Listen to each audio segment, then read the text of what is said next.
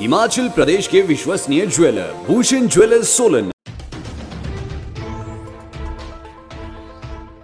संजय कुंडू बने हिमाचल पुलिस के boss. IPS अफसर एवं सीएम जयराम के प्रधान सचिव संजय कुंडू हिमाचल के नए डीजीपी होंगे। इस संबंध में सरकार की ओर से अधिसूचना जारी की गई है। वर्तमान डीजीपी एसआर मरड़ी 31 मई को सेवानिवृत्त हो रहे हैं, लिहाजा 1989 बैच के संजय कुंडू डीजीपी पद का कार्यभार संभालेंगे। आज यानी शनिवार को 3 बजे एसआर मरड़ी को फेयरवेल दी जाएगी। जाहिर है संजय कुंडू सीएम जयराम ठाकुर के करीबी अधिकारियों में गिने जाते हैं।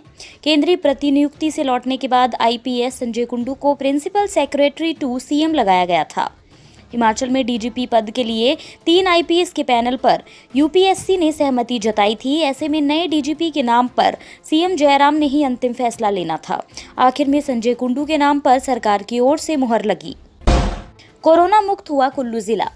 प्रदेश का कुल्लू जिला कोरोना मुक्त हो गया है। इस जिला में कोरोना संक्रमण का केवल एक ही पॉजिटिव मामला सामने आया था। अब उसकी दूसरी रिपोर्ट भी नेगेटिव आ गई है। डीसी ऋचा वर्मा ने बताया कि 18 मई को कुल्लू पहुंचे आने के एक 27 वर्षीय युवक की रिपोर्ट पॉजिटिव आई थी।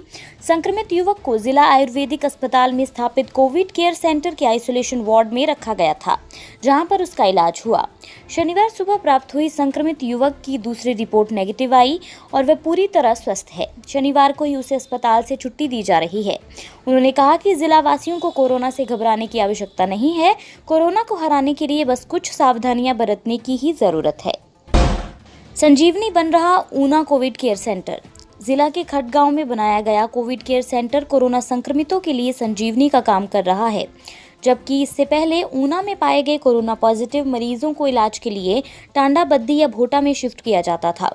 लेकिन खड्ड के कोविड केयर सेंटर में शुरू हुए उपचार के बाद 2 मरीज स्वस्थ होकर होम क्वारंटाइन के लिए भेज दिए गए हैं। वहीं अभी भी 23 मई के बाद पॉजिटिव पाए गए 14 लोगों में से 13 लोग इस कोविड केयर सेंटर में स्वास्थ्य लाभ ले रहे हैं, जबकि एक को मानसिक अस्वस्थता के चलते मंडी के नेर चौक रेफर किया गया था। सीएमओ ऊना डॉक्टर रमन शर्मा ने कहा कि खुशी की बात है कि खड्ड में बने कोविड केयर सेंटर में 2 मरीज ठीक होकर घर लौटे हैं, जबकि 13 का अभी उपचार चल रहा है। हमारे पास 2 कोविड केयर सेंटर हैं। खड्ड में है 50 बेड का और 100 बेड का हमारा कोविड केयर सेंटर पालकवा में है, और एक हमारा डेडिकेटेड कोविड हेल्थ सेंटर जो है हरोली में है 30 बेड का। अभी हमारा खड्ड में जो डेडिकेटेड कोविड केयर सेंटर है वहाँ पे अभी हमारे 13 मरीज़ हैं। 15 मरीज़ थे अभी, और 2 मरीज़ जो है आज जो है कोविड पेशेंट जो है नेगेटिव होकर घर जा रहे हैं। ये हमारे ज़िला के लिए बहुत खुशी की बात है कि पहली बार हमारे कोविड केयर सेंटर से 2 लोग ठीक समय पे ठीक होके नेगेटिव होके जा रहे हैं। सर, जो कोविड केयर सेंटर में पेशेंट्स रखे गए हैं, किस तरह की ट्रीटमेंट्स जो है उनको जी, जो भी कोविड केयर सेंटर में आ रहे हैं वो एसिम्प्टोमेटिक पेशेंट्स हैं, जिनको कोई सिम्टम लक्षण नहीं है। फिर भी हम उनको जो है मल्टीविटामिन, विटामिन सी और कोई पैरास्टामोल, कोई कफ सिरप सिम्टोमेटिक ट्रीटमेंट देते हैं। अगर उनको कोई तकलीफ़ है, अगर उनके सांस में दिक्कत आती है या उनको बुखार आ रहा है, तब उनको हम dedicated Covid health centre Haroli में शिफ्ट करते हैं। लेकिन अभी तक ऐसे किसी को ऐसी तकलीफ आई नहीं है। हाईकोर्ट के जज से करवाई जाए स्वास्थ्य घोटाले की जाँच।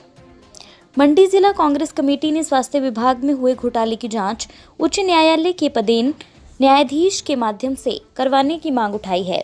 आज जिलाध्यक्ष एवं पूर्व मंत्री प्रकाश चौधरी की अगुवाई में कांग्रेस के एक प्रतिनिधि मंडल ने डीसी मंडी ऋग्वेद ठाकुर के माध्यम से अपना ये मांग पत्र राज्यपाल को भेजा। प्रकाश चौधरी ने कहा कि एक अधिकारी के इस तरह से भ्रष्टाचार में संलिप्त होने से सरकार की कार्यप्रणाली पर सवालिया निशान लगे हैं। वहीं इस मामले के कारण बीजेपी के प्रदेशाध्यक्ष को अपने पद से इस्तीफा देना पड़ा है। हालांकि मामले की जांच विजिलेंस द्वारा करवाई जा रही है, लेकिन ये जांच एजेंसी सरकार के अधीन है। ऐसे में जांच प्रभावित हो सकती है। प्रकाश चौधरी का कहना है कि पूरे मामले की निष्पक्ष और उच्च स्तरीय जाँच होनी चाहिए। इतना बड़ा घोटाला हिमाचल प्रदेश में हुआ, उसके साथ साथ ये दूसरा घोटाला, इसकी जिम्मेदारी कौन है? ये भारतीय जनता पार्टी से पूछना चाहते हैं। हम कांग्रेस पार्टी जिला मंडी से, मैं और मेरे साथी, हम ये कहना चाहते हैं कि इसकी जांच निष्पक्ष जांच होनी चाहिए, विजिलेंस के माध्यम से नहीं। विजिलेंस जो है सरकार का हिस्सा है, हमें विश्वास नहीं है, लोगों को विश्वास नहीं है। हम चाहते हैं कि ये जांच जो है निष्पक्ष जांच हो ये हाई कोर्ट के जस्टिस या चीफ जस्टिस के माध्यम से होनी चाहिए, ताकि दूध का दूध और पानी का पानी हो। अमेरिकन केसर के नाम से ठगे जा रहे किसान। प्रदेश के किसानों को निजी कंपनियों द्वारा असली केसर की आड़ में अमेरिकन केसर द्वारा ठगा जा रहा है। क्षेत्र के किसान कंपनियों से प्राप्त बीजों से अपने खेतों में केसर उगाने पर खुश तो बहुत हैं, लेकिन उन्हें कहाँ पता है कि असली केसर के नाम वे अमेरिकन केसर की अपने खेतों में बिजाई कर रहे हैं। कृषि विज्ञान केंद्र सुंदरनगर के प्रिंसिपल साइंटिस्ट डॉक्टर पंकज सूद ने कहा कि हिमाचल प्रदेश के निचले इलाकों में किसानों को केसर की खेती को लेकर गुमराह किया जा रहा है। मंडी में किसान केसर के नाम पर सेफ फ्लावर की खेती कर रहे हैं। उन्होंने कहा कि असली केसर ठंडे इलाके की एक फसल है और जो किसानों को बीज के रूप में दिया जा रहा है वे असली केसर नहीं, अमेरिकन केसर है। सेफ फ्लावर के फूल देखने में केसर की तरह ही लगते हैं, इस कारण दलाल अमेरिकन केसर के नाम पर इसका बीज बेचकर लाखों रुपए कमा रहे हैं। थोड़ा सा पिछले कुछ समय से किसान भाइयों को गुमराह किया जा रहा है केसर की खेती के नाम से, उसके ऊपर थोड़ा सा मैं किसानों के लिए यहाँ जो ट्रू फैक्ट्स हैं, जानकारी है, वो मैं बताऊँगा। कुछ समय से लोग यहाँ मंडी में केसर के नाम पे सैफ फ्लावर की खेती कर रहे हैं। तो जो ट्रू सैफरन है वो ठंडे इलाकों की एक फसल है, और जो किसानों को बीज के रूप में दिया जा रहा है वो सैफ फ्लावर है। एक्चुअल में वो ट्रू केसर नहीं है, उसको अमेरिकन सैफरन के नाम से, अमेरिकन केसर के नाम से भी जाना जाता है।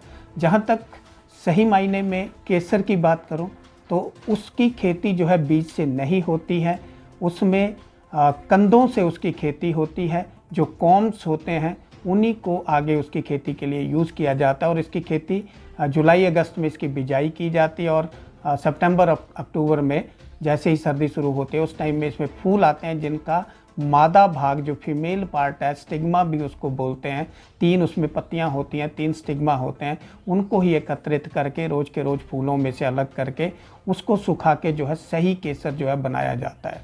बाज़ार में जो इसका मूल्य है वो लगभग 2 लाख रुपए प्रति किलोग्राम तक केसर का है। जबकि जो किसानों को यहाँ पे बीज दिए जा रहे हैं, उनको गुमराह किया जा रहा है केसर के नाम से, वो सही में सैफ फ्लावर है। और सैफ फ्लावर जो है वो बीज से खेती की जा सकती है, गर्म इलाकों की एक फसल है, इसको भी रबी सीजन में जनरली उगाया जाता है, और मुख्यतः ये एक वेजिटेटिव ऑयल के लिए इसके बीजों का प्रयोग जो है वो किया जाता है। लेकिन पिछले कुछ समय से इसके फूलों में से भी मादा भाग जो है उसको अलग करके इससे भी केसर का एक सब्स्टिट्यूट जो है वो लोगों को जो है बनाने के लिए कुछ लोग गुमराह भी कर रहे हैं। हालांकि इसका रेट जो है वो लगभग 4 से 5 गुना कम है जो सही मायने में जो हमारा ट्रू केसर है उससे। जो सैफ फ्लावर का जो अमेरिकन सैफरन तैयार किया जाता है बाज़ार में, उसका मूल्य लगभग 30 से 40 हज़ार रुपये प्रति किलो है। हालांकि इसमें भी सैफ फ्लावर में भी कुछ गुण हैं, लेकिन केसर के मुकाबले में इसमें मेडिसिनल गुण उतने नहीं पाए जाते हैं। और ये बहुत ज़रूरी है हम लोगों के लिए कि फसल चाहे हम जो भी करें, लेकिन उसका हमें सही पता होना चाहिए। आपके स्वास्थ्य का प्रहरी श्री बालाजी हॉस्पिटल, कांगड़ा, हिमाचल।